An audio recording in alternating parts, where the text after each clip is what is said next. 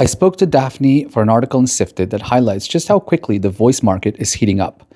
In my view, we should pay attention not just to the pace of model launches, but what that means for companies building real products for customers. As voice becomes more competitive, companies can turn these capabilities into enterprise-grade applications that people actually trust and use at scale. That is where Synthesia operates. We build at the application layer, combining advances in audio and video to create products that work for enterprise communications, learning and development, product marketing, or customer support. As AI technologies for those applications are moving very fast, that requires constant judgment about where to buy and where to build. For commoditizing capabilities, it often makes sense for us to buy.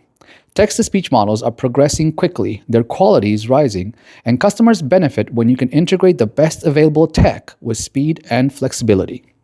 But sometimes, the market doesn't yet deliver what customers need. That is when we choose to build. A good example for us is accent preservation in voice cloning. For enterprise use cases, this matters a great deal.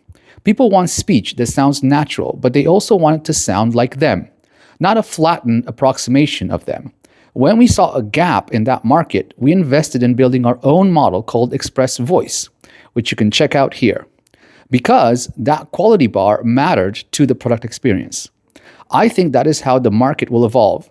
There'll be intense competition at the model layer, and I'm sure there'll be plenty of value creation there.